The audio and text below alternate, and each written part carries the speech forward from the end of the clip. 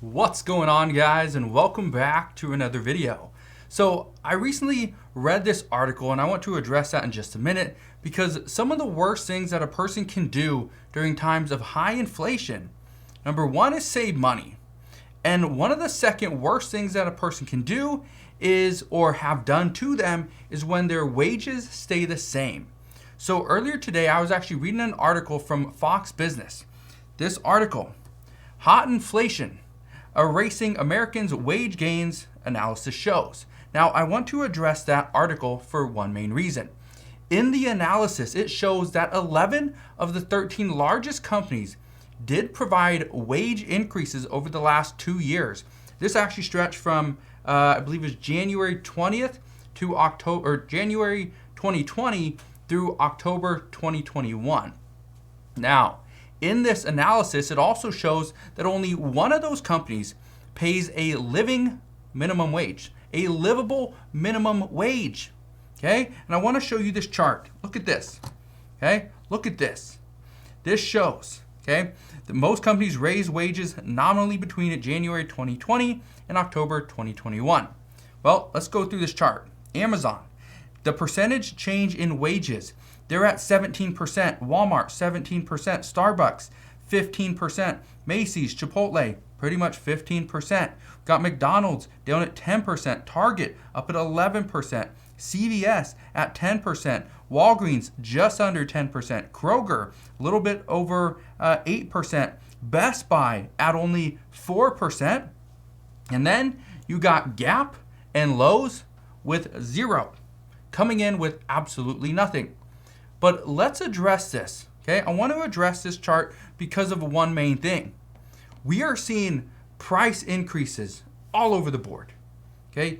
Inflation is just killing the American people, just hurting, wrecking, putting havoc on people's savings accounts and investments, and just the amount of money that they bring home in many cases is not enough anymore.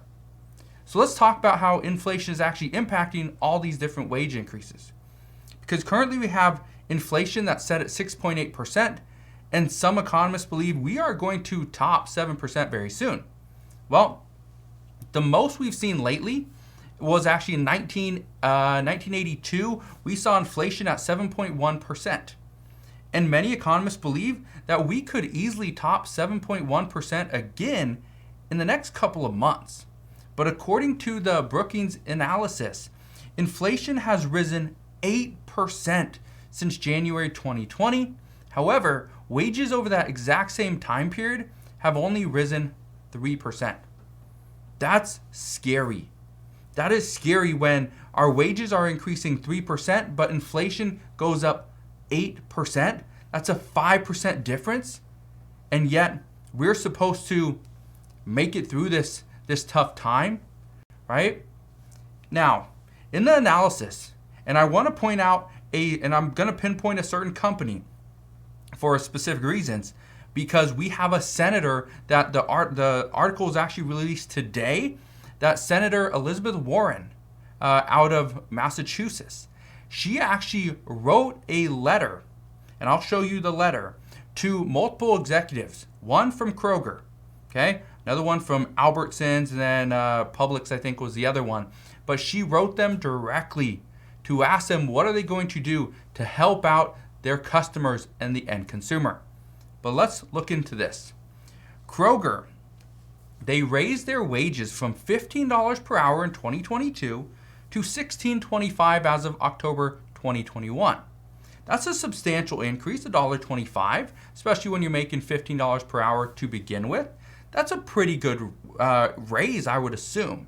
But let me know if you think that is not a good wage, not a good increase. $1.25 compared to a $15 per hour starting salary. But due to inflation, Kroger employees would have needed to get to $16.08 to have the same purchasing power today as they did in January 2020, making only $15 per hour. So they would have needed $1.08 in just a wage increase to keep up with inflation. So essentially, these employees only received about a 17 cent per hour raise. That's 1%.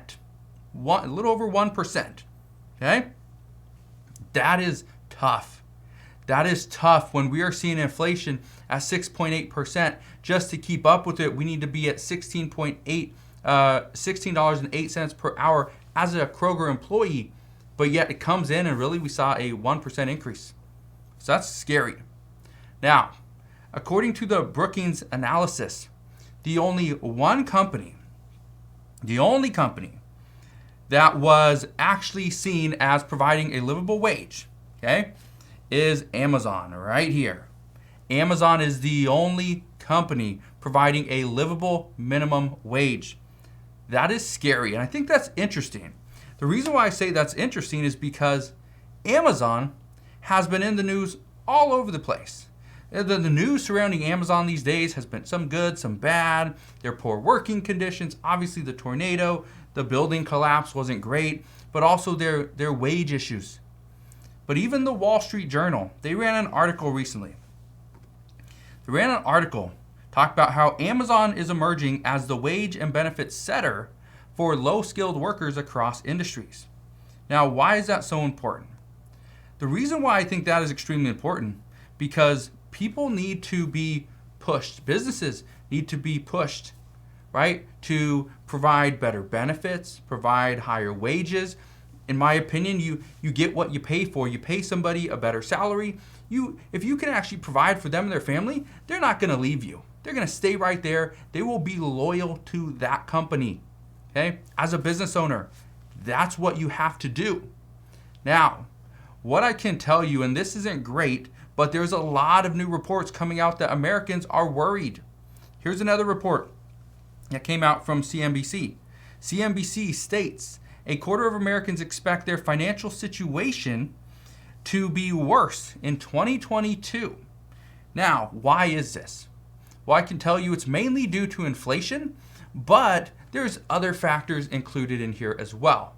But here's one thing I can promise you. What we know is that the Federal Reserve will slow its bond buying power and increase interest rates this coming year.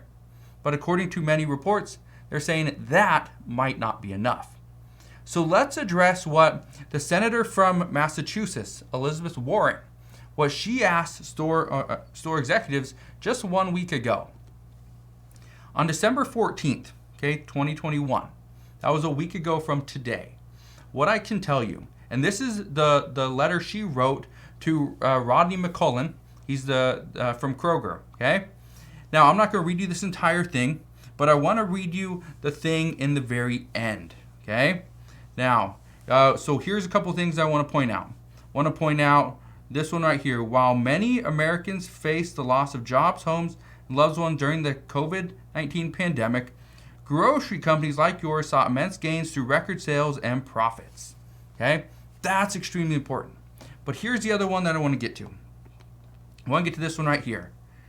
I am writing today to request information on what steps your company has taken to protect consumers and how you will ensure that your company is not putting its profits over the needs of its customers amidst an unprecedented global crisis.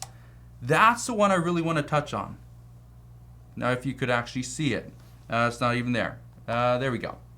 Still not there. Okay. Well, the reason why I wanted to show you that, okay, which I wasn't actually able to show you. But anyway, the reason why I wanted to show you this was simply because she is asking the questions I think so many people have, okay? And the reason why I bring this up is because when she says, I'm writing today to request information on what steps your company has taken to protect consumers and how you will ensure that your company is not putting its profits over the needs of its customers amidst an unprecedented global crisis. The reason why this is so important is because she's asking the questions. The problem that many people have is that nobody's asking the questions. Nobody wants the answer. Now, the problem that many people are facing is that their wages aren't enough to cover their food costs.